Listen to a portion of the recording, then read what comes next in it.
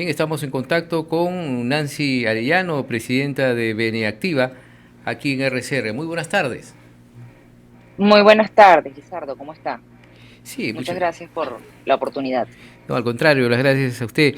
Bien, hoy vence el plazo para que ciudadanos extranjeros en nuestro país regularicen su situación migratoria, ¿no? Y se ha conocido, según la información, respecto a esta regularización de los ciudadanos migrantes en nuestro país, hay mayor porcentaje de venezolanos.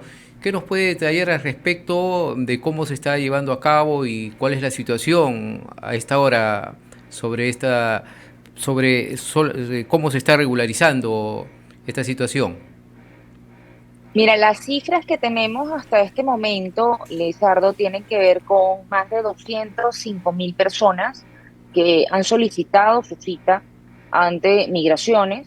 Esto se suma a los resultados, además de los dos procesos o del proceso de regularización que se desarrolló desde julio del 2021 hasta abril del 2023.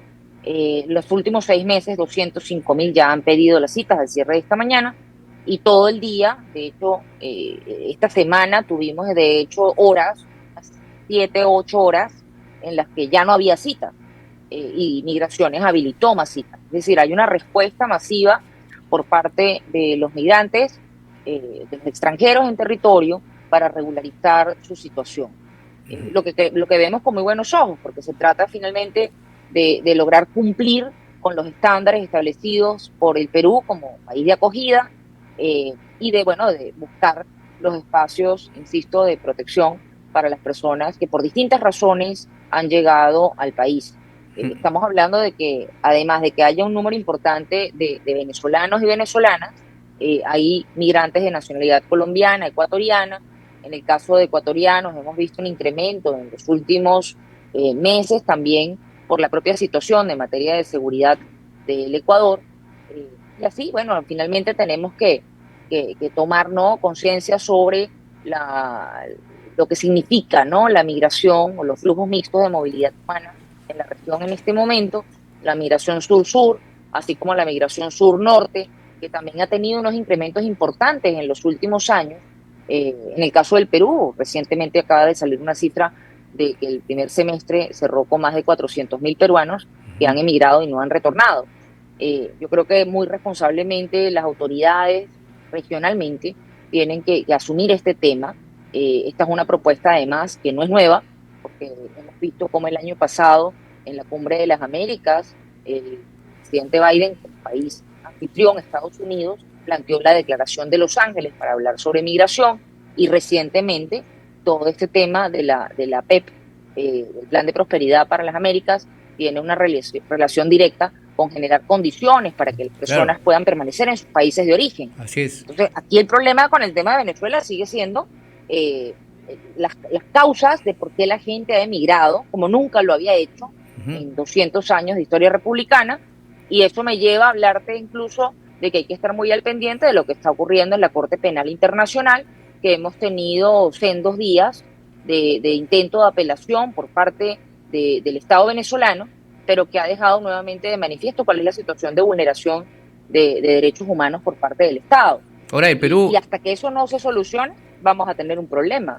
migratorio. claro, ahora el Perú pues ocupa el primer lugar, ¿no? En solicitud de refugiados de venezolanos, ¿no? Correcto, ¿No? Es es así. así. Más de 600.000 solicitudes. E insisto que el escenario de la Corte Penal Internacional abona a las condiciones específicas que se cumplen por parte de los ciudadanos de origen venezolano, de temor fundado de volver al territorio nacional. Ahora, ¿qué información, no sé si usted lo tiene, cómo va a ser el traslado de las personas que no lleguen a cumplir su regularización a las 11:59? Es el plazo, se ha dicho que no va a haber prórroga, pero ¿hay alguna información cuál va a ser la situación de los que no lleguen a concretar su regularización? Bueno, la expectativa que hay es que responsablemente el Estado peruano cumpla con el procedimiento administrativo sancionador, conforme a norma, que debería, bueno, puede concluir en efecto en, en, en la expulsión la, orden de salida del territorio con prohibición de reingreso hasta por 15 años, habilita la norma. Ahora, en ese proceso administrativo, insisto, se cumple uno a uno, las expulsiones masivas están prohibidas por el sistema interamericano para cualquier país, para cualquier nacionalidad de los países miembros, pero además en el caso de que haya un retorno para las personas que tengan esta condición, se tiene que garantizar un retorno seguro. Hemos visto el caso, por ejemplo, de Estados Unidos, se garantiza una serie de vuelos, se garantiza que las personas no vayan a estar pues, sujetas, ¿no? Y ni tampoco se vayan a generar conflictos con otros países. Hemos visto Ecuador ayer que ha estado pidiéndole a Colombia que se coordinen un corredor humanitario para los casos específicos de las expulsiones de Perú.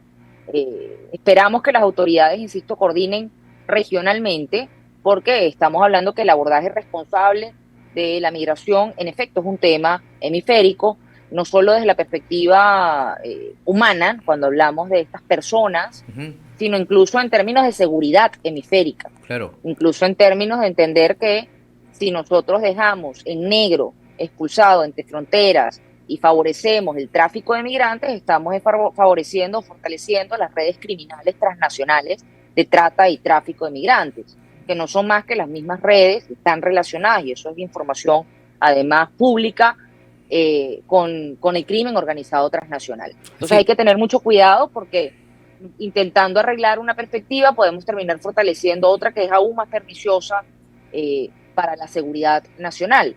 Así que esperamos que responsablemente, creemos que debe haber un plan responsable que las autoridades hayan venido diseñando y conversando, y suponemos que van a hacer de conocimiento público pues a partir del día de mañana tiene que darlo. Cuáles son los pasos a darse. Claro, tiene que darlo. Ahora, si no sería gravísimo. Claro, ahora, señora Arellano, cuando se trata de una expulsión, la expulsión se da a su propio país de origen, ¿no? En el caso de venezolanos, tiene que ser expulsado. Que no tiene frontera. No tiene frontera. No tiene frontera. Si tú tienes el caso de, por ejemplo, un ecuatoriano en situación irregular, al que se le aplica el procedimiento administrativo sancionador, tú lo llevas a Tumbes y se acabó. Pasa a estar en su estado. Ahora, cuando tú no compartes frontera, tiene que haber coordinaciones regionales, o bien, de hecho, el premier habló de una aerolínea que estaba teniendo vuelos a Venezuela, etcétera, etcétera, etcétera. Ahí va mi pregunta, señora Arellano. ¿Qué papel cumple en este caso el gobierno venezolano? Sé que me imagino que debe haber algunas coordinaciones con el presidente Maduro, si ya se ha tenido toda esta estrategia y se está dando el plazo ya que vence el día de hoy para que estas personas que no cumplan con la documentación retornen a su país, que tiene que ser recibido por el gobierno venezolano, ¿o me equivoco? Bueno, el tema es, como te digo, cualquier ciudadano venezolano tiene el derecho de retornar a su país de origen. Un derecho. Nadie puede prohibirte la entrada a tu país. Así como tienes el derecho de salir de tu país. No tienes derecho a permanecer en otro país. Eso no es un derecho. Pero sí hay el deber de los estados de proteger cuando hay temor fundado de persecución en el otro país, en el país de origen. O sea, esa es la situación jurídica internacional. Ahora, si se van a coordinar un tema de repatriaciones, esas repatriaciones pueden ser motivadas por el propio estado de origen, que en este caso Venezuela tendría que facilitar los vuelos, o podría ser un tema de repatriación producto de las medidas del Estado peruano, que en ese caso el Perú es el que facilita los vuelos, con el correspondiente impacto que tiene a nivel económico. Si no, estamos hablando de que se generen estos corredores, que es otra de las opciones que se ha visto sobre el tapete, que faciliten el tránsito terrestre a través de Ecuador y de Colombia. Ahora, esto no aplica, por ejemplo, para personas que tengan algún tipo de sentencia pendiente o que estén buscadas por la justicia. Cuando entra un tema de seguridad, los estados son responsables también de garantizar el tema de seguridad en la devolución, porque flaco favor le harían a la seguridad hemisférica si soltamos a delincuentes en frontera. Por esa razón es tan importante las coordinaciones regionales y entender los dos tipos. Una cosa es la migración irregular y otra cosa es el crimen organizado transnacional, así como las personas que tengan deudas pendientes con la justicia, donde los procesos de repatriación tienen que tener unos estándares en materia de seguridad y compromisos por los entes de seguridad para evitar cualquier exposición a la seguridad nacional de terceros países o la propia.